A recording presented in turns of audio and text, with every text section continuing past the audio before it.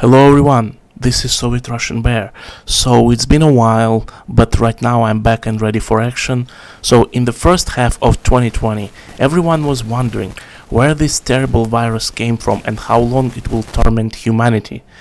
Rather, not even the virus itself, but those measures of the authorities that were called lockdown and which were expressed in the fact that people were forced to self-isolation, social distancing, wearing masks, etc., and businesses forced to closures, restrictions, remote work of employees, etc. But in July, a book by the world-famous Klaus Schwab, the permanent head of the World Economic Forum, WEF, was published under the title COVID-19, The Great Reset. In it, Professor Schwab, who certainly belongs to a narrow circle of the world's elite and represents its interests, revealed many secrets. First, the global elite that had been preparing for a revolution from above for a long time, but not everything was ready for it. It began in 2020. Its visible manifestation was a massive global lockdown. Secondly, the COVID-19 pandemic is a smokescreen that gave rise to the lockdown and deprived people of normal life. The professor asks a rhetorical question: when will there be a return to normal life? And he himself gives a cynical but honest answer: never. The pandemic and lockdown are here forever. Third, it reveals a little bit of the brave new world that is to emerge from the Great Reset.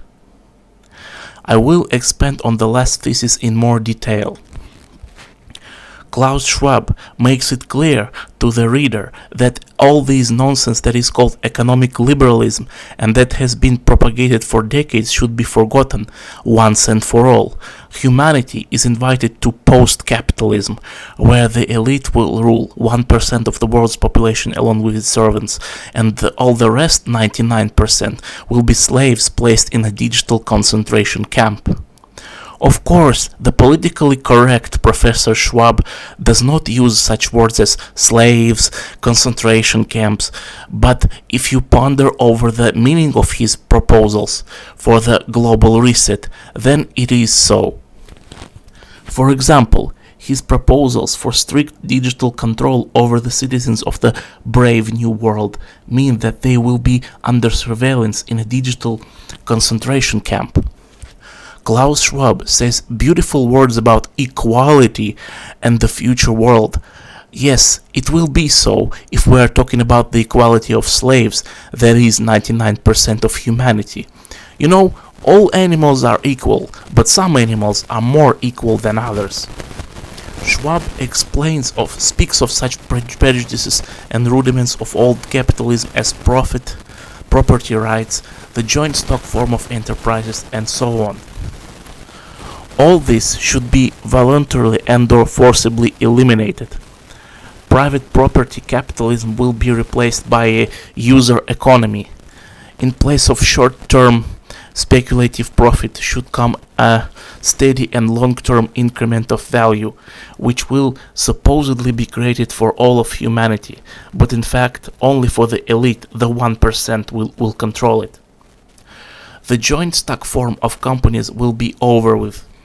After all, such a company has only one goal: to maximize profits at any cost in the interest of shareholders. And the latter are not interested in anything but profits and dividends.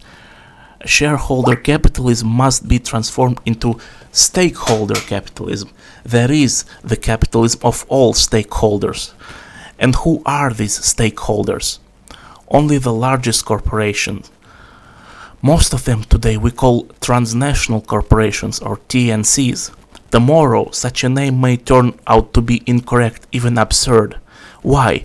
Because there will be no nation-states. According to Schwab, nation-states are an anachronism, a vestige of old capitalism. We must strive to erode national borders, nation-states, according to him. And in the brave new world, corporations will not be transnational but global. Global corporations should gradually take over all the functions of the state. In fact, the privatization of the state is planned. However, In the question of the future of the state, Schwab argues that very elaborately. In the transnational period, the elite may very much need it.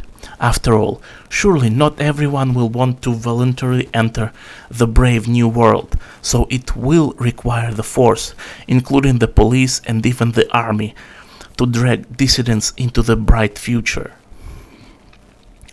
And even when everyone is in a digital concentration camp, it will be possible to finally abolish the old states. The supreme governing institution will be the world government, which will rely on global corporations. So Schwab speaks of large corporations as the supporting structure of the new capitalism. Where are small and medium-sized businesses? They have no place in this structure. Small and medium-sized companies are already being swept during the current lockdown. And what about the millions and millions of those who were employed in this sector of the economy? Some of them, according to Klaus Schwab, should be hired by large socially responsible quote-unquote corporations. But most of the vacated workers will not be able to be employed. Moreover, Klaus Schwab is very much in favor of the wider use of robots and all sorts of machines that replace human labor, and not only physical labor, but also intellectual labor. The professor has been talking about these robots and machines for a long time. Take, for example, his previous book, The Fourth Industrial Revolution 2016, where he describes the expected economic changes brought about by the digital, nano and biotechnological revolution. By the way, already in that book, Schwab spoke about the urgent need to bring capitalism in line with the new technological base. To ensure that Schwab's proposals for building a brave new world do not cause fear and protest among the people, he reassures them with promises of introducing social shock absorbers that will help to cope with the emerging overload. People should not be afraid of losing their jobs and income because the model proposed by Schwab is called quote-unquote socially responsible capitalism. One of the manifestations of this quote-unquote responsibility is the promise to introduce the so-called unconditional basic income, UBI. The idea of such a guaranteed permanent applicable to all citizens of the state and providing a living wage income has been hovering in the minds of some politicians, public figures and economics for several decades. There have been experiments on the introduction of UBI in individual cities and regions of some countries, mainly European. Switzerland was the closest to the introduction of the UBI. They even held a referendum on this issue in 2016. The draft UBI submitted to a popular vote provided for the payment of 2,500 Swiss francs, approximately 2,250 euros to each adult citizen. But unexpectedly, for many, the majority of citizens of the Alpine Republic rejected the idea of UBI. Rather, they did not vote against this income, but the increase in taxes. After all, to practically implement the UBI project, the Swiss Confederation had to increase the revenue part of the budget, which required about twice the tax increase. During the current pandemic, the idea of UBI has again come to the forefront, but no country has decided to introduce such guaranteed financial assistance to its citizens. At best, everything was limited to the distribution of so-called helicopter money, as for example in the United States, where in April 2020, adult Americans, regardless of their social status, were given $1,200 each. But this is not a UBI, as some journalists mistakenly reported, but a one-type distribution of money. Klaus Schwab's proposal for UBI has been described mildly by some as delusion or utopia. Others have qualified it more harshly, deception and demagoguery.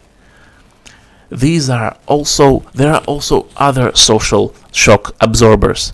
In Schwab's project For example, he cautiously but scientifically reasoned, that is, in spirit of the usual Malthusianism, and Neo-Malthusianism speaks of an overabundance of the population on the planet.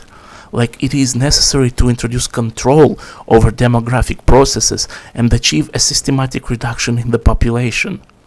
The professor is very concerned about the natural resources and environment of the planet Earth. There are more than enough proposals for their conservation and protection. For example, people should limit their needs and consumptions. No, he is not calling upon the rich to abandon business jets or super expensive yachts. No, no, no.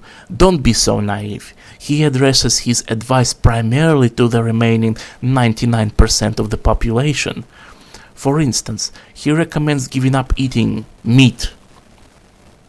It turns out that manure, as an inevitable companion of livestock breeding, produces emissions of greenhouse gases, and they in turn warm up the atmosphere and contribute to climate change on the planet. Reading the book by Klaus Schwab, for some reason I caught myself thinking, the bright future, quote-unquote, proposed by the professor happened already in the past.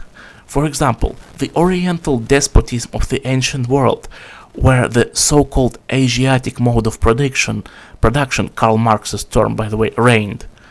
It was a slave system, but slaves did not belong to individual masters. The entire state, or rather a narrow group of the elite, rallied around the despot was the collective slave owner. Something directly consonant with the ideas of the Manifesto of the Communist Party by Karl Marx and Friedrich Engels, 1848, or with the economic model of war communism that existed in our country in the first years after the October Revolution, 1918-1921. The scheme proposed by Schwab also closely resembles the design of the economy of the Third Reich, which was based on giant corporations.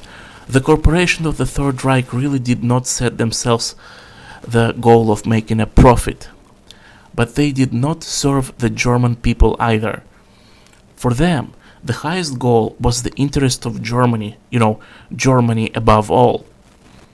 But if you dig deeper, then behind this signboard Germany above all stood the interest of the elite of the Third Reich. Their interests were really not economic. The Nazi elite thirsted for world domination. So behind the rhetoric of Klaus Schwab about stakeholder corporations, the interests of the world elite are hidden. They really don't need profit. They want to become masters of the world. The brave new world is a slave system, and in a such system not only profit, but also money becomes an anachronism. So Klaus Schwab's book COVID-19, The Great Reset, is a cheap but very dangerous rhetoric designed to lull the attention of humanity. In the Great Reset project, the only interested party is the globalist elite, which gave Klaus Schwab a social order for the preparation of the project and its promotion. We are dealing with an open conspiracy against humanity. Yeah, think about it. They are not even hiding their goals. They speak openly about it, about their projects. So anyway, this has been Soviet Russian Bear. Peace, love and prosperity to you. Avoid being slaves. Make conclusions. So, if you like the video, please click the like button. And if you want more videos like this, please click that subscribe button. And please click the notification bell, so you never miss a new video. Your support means a lot to me. Thank you. До свидания. Stay strong.